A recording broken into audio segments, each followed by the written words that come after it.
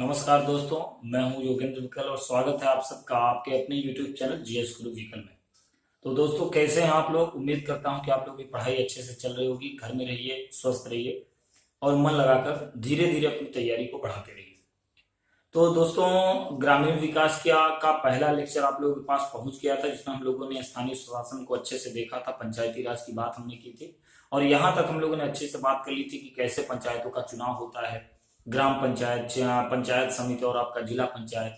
और ऐसे हम लोगों ने देखा था कि नगर पंचायत, नगर पालिका परिषद और नगर निगम। फिर हम लोगों ने देखा था कि पंचायतों के पास 29 विषय होते हैं और नगर पालिका के पास 18। तो इन सब विषयों पे हमने बात की थी और यहाँ से हम लोग अब आगे बढ़ेंगे। आज हम लोग देखिए, आज का जो हमारा टॉपिक है वो है ग्रामीण विकास। यहाँ पर ध्यान देंगे भाई, ग्रामीण विकास, रूरल डेवलपमेंट। ग्रामीण विकास की बात हम लोग करेंगे। तो देखिए, ग्रामीण विकास का जो सिलेबस है, जैसा कि मैंने आपको बताया है कि ये बहुत ही अलग प्रकृति का है। अब इसमें देखिए, हमको कॉन्सेप्ट क्या लेना है कि हमको वे सारी योजनाएं, वे सारे क्षेत्रों को पकड़ना है जहां से ग्रामीण विकास संबंधित है। तो ये स्ट्रेटजी बनाकर अगर हम लोग चलें तो पकड़ पाएंगे कि हम लोगों को क्या पढ़ना है क्या नहीं। नहीं तो कूड़े के जैसे सारी चीज भर लेंगे और पता चला कि आपके पेपर में कुछ आया नहीं।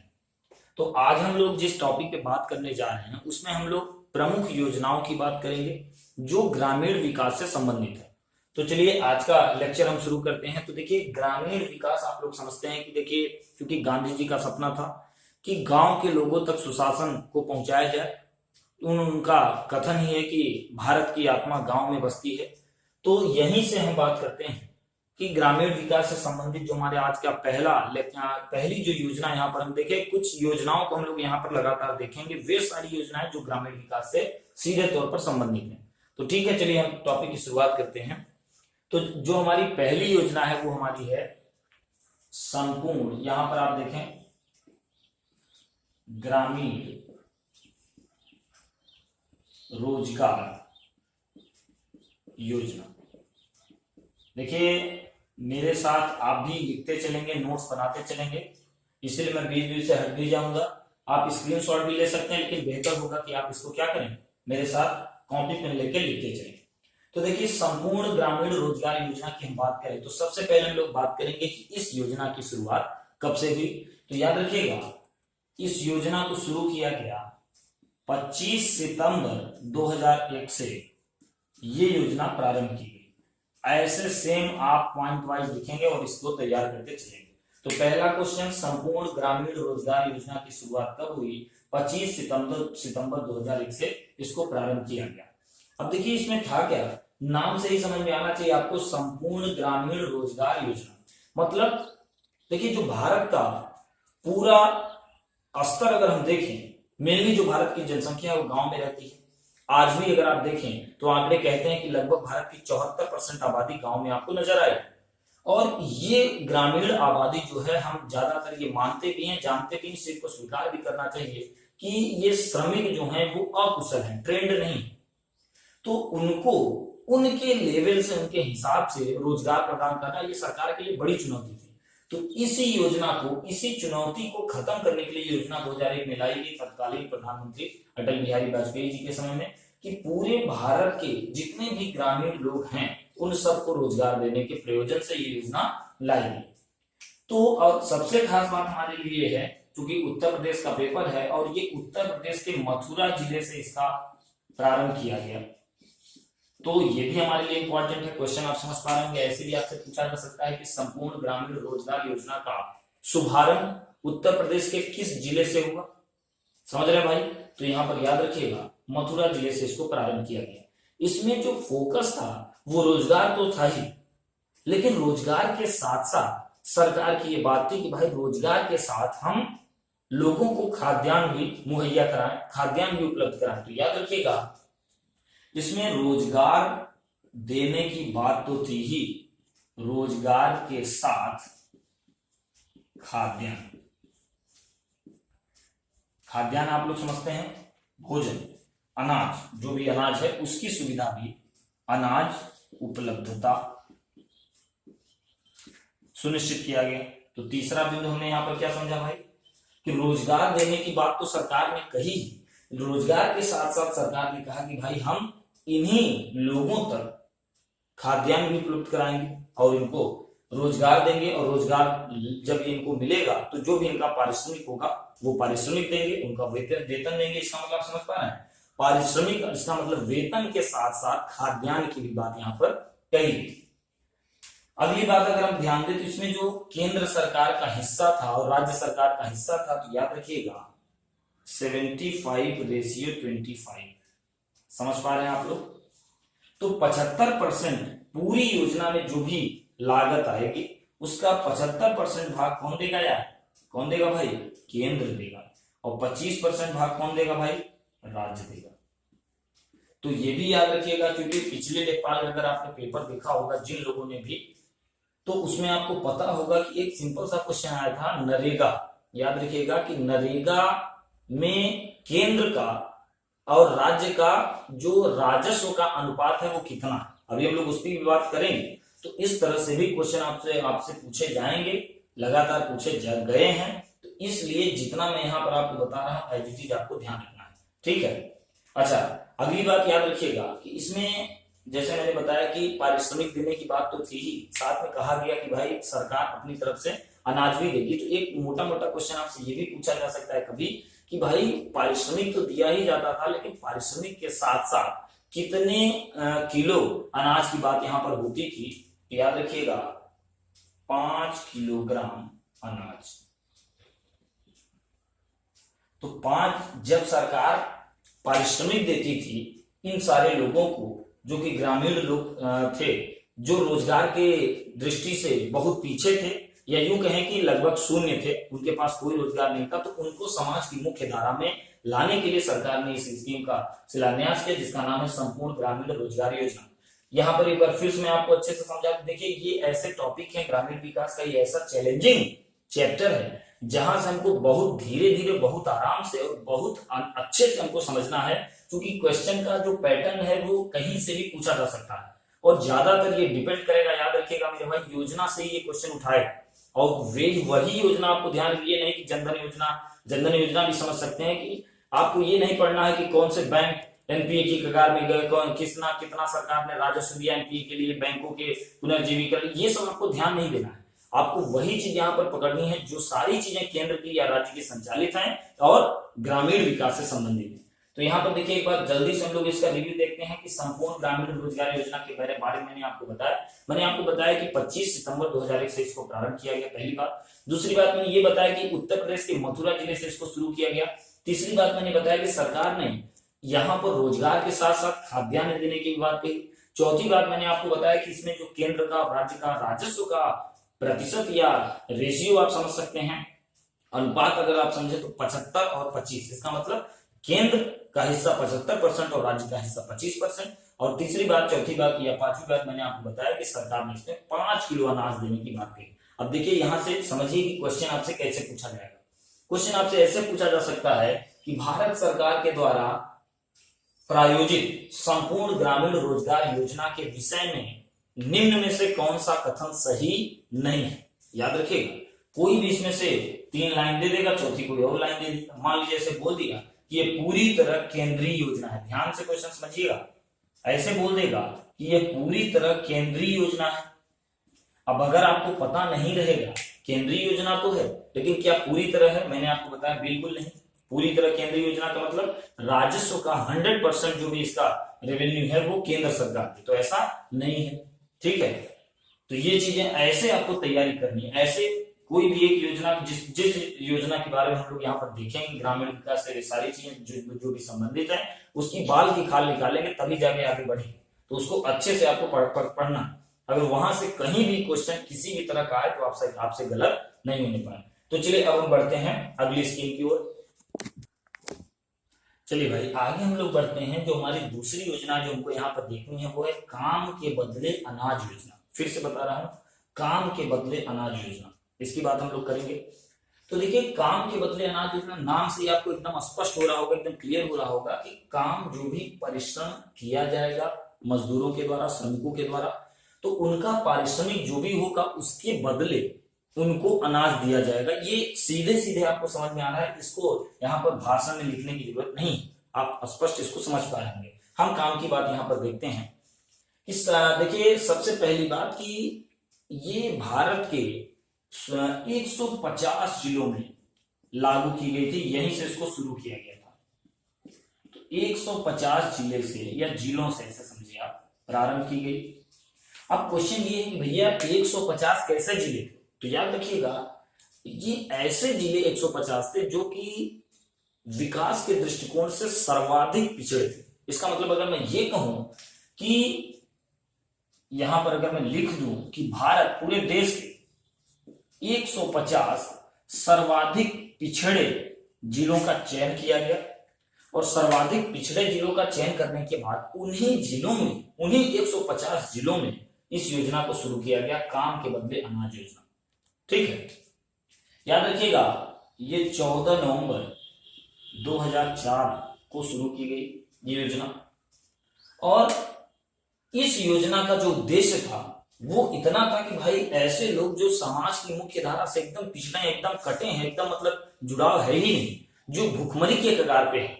जैसा कि इस समय देखिए कोविड-19 कोरोना महामारी के वजह से हम सब तो जीवन यापन कर ले रहे हैं, लेकिन आप उनके बारे में सोचिए जो रोज परिश्रम करते थे, मजदूरों के बारे में, श्रमिकों के बारे में, जो रोज परिश्रम करते, जिनकी कमाई रोज होती थी, उसी से उनका पेट भरता था। आप सोचिए कि 2 महीने में उनका क्या हाल है।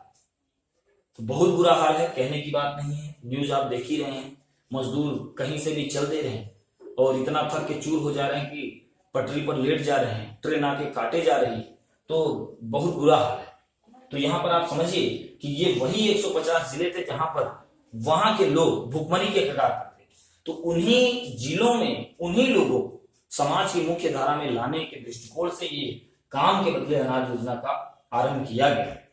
अब याद रखिए कि ये पूरी तरह केंद्रीय योजना है। अब पूरी तरह केंद्रीय योजना का मतलब क्या है? इसका जो राजस्व है वो पूरा पूरा केंद्र सरकार द्वारा वहन किया गया। समझ पा रहे हैं? अब यहां से आप अगर इतनी बात समझ पाए तो यहां से कोई भी क्वेश्चन अगर आपसे पूछा जाए, इसमें से कोई भी लाइन अगर आपसे पूछी जाए तो मुझे उम्मीद है कि आप कभी गलत नहीं कर सकते। ऐसे भी आ सकता है काम के बदले अनाज योजना को वर्ष 2004 में पूरे भारत में शुरू किया गया। स्टेटमेंट सही है क्या? बिल्कुल नहीं, बिल्कुल गलत है। मैंने क्या बताया कि 150 सर्वाधिक पिछड़े जिलों से इसका आरंभ किया गया, पूरे भारत में इसको लागू नहीं किया गया। पहली बात। ऐसे आ जाए कि इसमें जो केंद्र और राज्य के द्वारा दिए गए राजस्व का अनुपात है वो 75:25 ऐसे बोल दे तो भी गलत है। क्यों भाई? ये पूरी तरह केंद्रीय योजना है और ये वर्ष भी थोड़ा सा आप ध्यान में रखें। ठीक है, चलिए अब देखिए बिना मिटाए हम लोग आगे बढ़ते हैं। यहीं पर देखिए दिख रहा है आप लोगों को, यहीं पर मैं आपको बता देता हूं नरेगा के बारे में। अब यहीं पर मैंने आपको नरेगा इसलिए बताया क्योंकि अभी जो मैंने आपको बताया संपूर्ण ग्रामीण रोजगार योजना। क्यों भाई? तो मैंने अभी आपको संपूर्ण ग्रामीण रोजगार योजना के बारे में बताया और अभी मैंने आपको काम के बदले अनाज योजना के बारे में बताया। तो हुआ क्या कि वर्ष 2005 में नरेगा का एक्ट लाया गया। नरेगा के बारे में देख लेते हैं। देखिए यहां पर national rural employment guarantee act.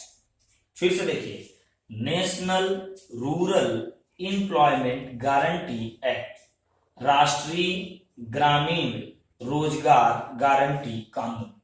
ठीक है, मैंने आपको 2 बार इसलिए बताया कि ऐसे भी आपसे पूछा जा सकता है कि नरेगा का फुल फॉर्म क्या है, तो आपको ये बिल्कुल पता होना चाहिए। तो वर्ष 2005 में ये अधिनियम लाया गया जिसको 2006 में लागू किया गया। तो वर्ष 2006 से इसको लागू किया गया। लेकिन खास बात मैं यहां पर यह बताना चाहता हूं कि जो नरेगा एक्ट है या जो नरेगा कानून है वो संपूर्ण ग्रामीण रोजगार योजना और काम के बदले अनाज योजना, यहां पर आप देखें क्लियर, इन्हीं दोनों योजनाओं को मिलाकर ये नरेगा को लाया गया। इसका मतलब आप जानते हैं नरेगा के बारे में कि नरेगा, क्योंकि ये वर्ष 2006 की बात है जब भारत उस मंदी से गुजर रहा था। देखिए देश में क्या है कि इकोनॉमी में आप लोग अभी पढ़ेंगे ही या पढ़ रहे होंगे कि डिमांड एंड सप्लाई का एक चेन चलता है, रूल चलता है कि अगर लोगों की डिमांड ज्यादा है तो क्या है, सप्लाई में कटौती होगी, कमी होगी। तो यहां पर क्या है कि किसी भी चीज की उस समय क्या था कि भारत में मंदी का दौर था, और भारत की आत्मा, जैसे मैंने आपको बताया कि भारत का एक बड़ा वर्ग गांव में रहता है और गांव के लोगों के पास पैसे नहीं थे। तो गांव के लोगों के पास धन की उपलब्धता कराने के उद्देश्य से ही नरेगा को लाया गया, जिसमें आप जानते हैं कि इसमें 100 दिन का काम देने की बात कही गई।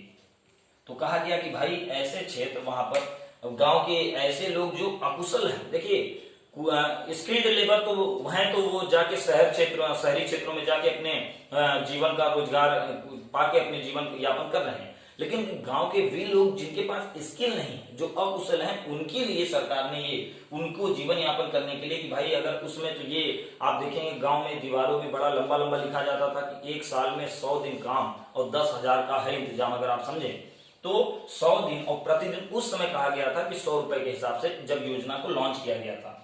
तो अकुशल श्रमिक, गांव के अकुशल श्रमिक, उनको वित्तीय उपलब्धता, अब सहायता नहीं कह सकते, उपलब्धता है, क्योंकि वो काम करेंगे तभी उनको वेतन मिलेगा। तो वित्तीय उपलब्धता के लिए सरकार नरेगा लेकर आई, जो संपूर्ण ग्रामीण रोजगार योजना के साथ काम के बदले अनाज योजना का सम्मिश्रण था। ये बात आपको अच्छे समझ में आनी चाहिए। पहला और बहुत इंपॉर्टेंट आपके लिए स्टेटमेंट है कि नरेगा जो स्कीम है वो किन दो योजनाओं का सम्मिश्रण है, तो याद रखिएगा ये और ये। क्लियर है भाई? यहां पर याद रखिएगा कि 2005 में ये एक्ट लाया गया, जिसको 2 फरवरी 2006 को लागू किया गया। तो 2 फरवरी 2006 को लागू किया गया। अब याद रखिएगा कि आंध्र प्रदेश, यहां पर देखिए दिखाई दे रहा है, यहां पर देखिए भाई, अभी फिर मिटा के लिखेंगे, यहां देख लीजिए एक बार, आंध्र प्रदेश। तो आंध्र प्रदेश का एक गांव था जिसका नाम था अनंतपुर। यहां पर देखें भाई, आंध्र प्रदेश के अनंतपुर गांव से नरेगा का शुभारंभ किया गया। तो आपसे यह भी क्वेश्चन पूछा जा सकता है कि नरेगा को किस प्रदेश से शुरू किया गया? तो आंध्र प्रदेश। नरेगा को किस गांव से शुरू किया गया, लागू किया गया? तो आंध्र प्रदेश के अनंतपुर गांव से। नरेगा को कब शुरू किया गया?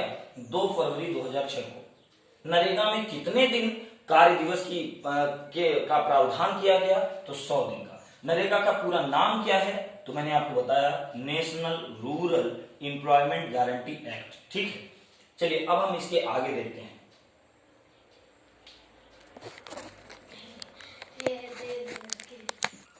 चलिए भाई, उसी के आगे हम लोग देखते हैं कि जैसा हमने यहाँ पर बात किया, अब हम उसी के आगे नरेगा की बात करते हैं।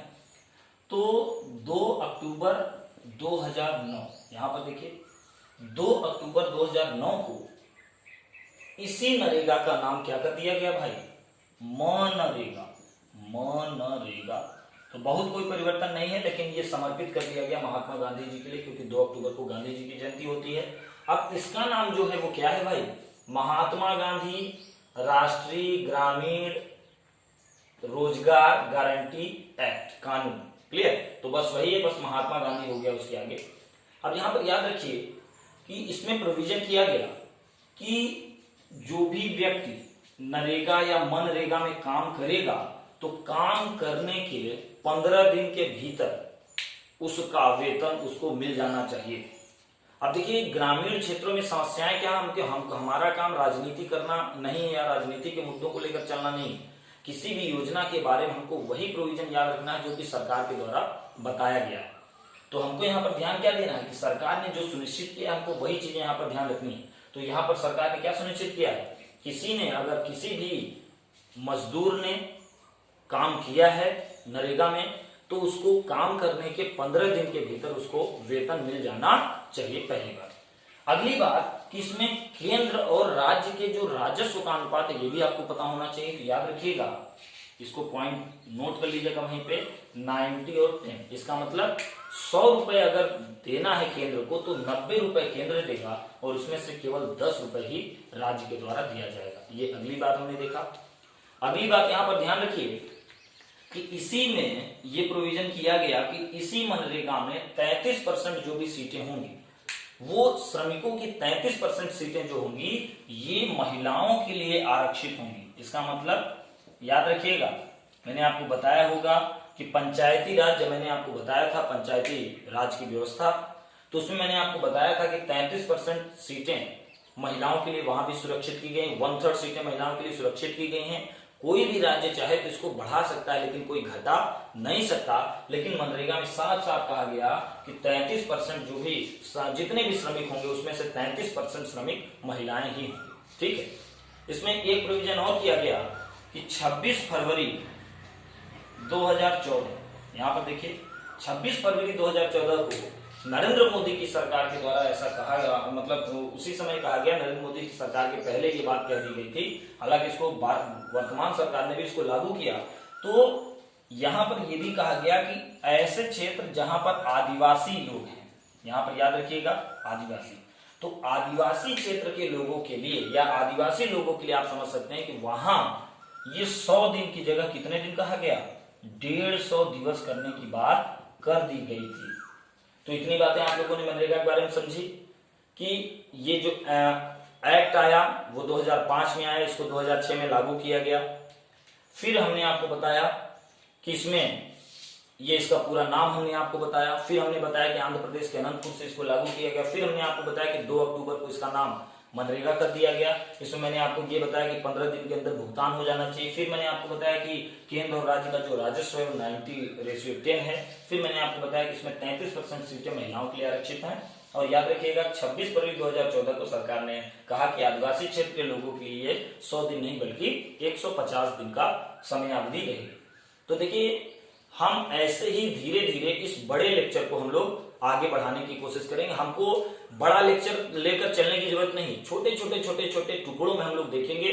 और मैं आपको विश्वास दिलाता हूं कि रोज हम लोग छोटा छोटा ही देखेंगे, लेकिन याद रखिए इसको नोट्स बना के हम लगातार पढ़ते रहेंगे और तभी हम पकड़ पाएंगे कि ग्रामीण विकास में हमसे कैसे क्वेश्चन पूछे जाएंगे। उम्मीद है आप लोगों को वीडियो अच्छा लगा होगा। अगर वीडियो अच्छा लगे तो लाइक जरूर करें और अपने दोस्तों तक इसको बताएं। आप वीडियो देखने के लिए आपका बहुत बहुत धन्यवाद।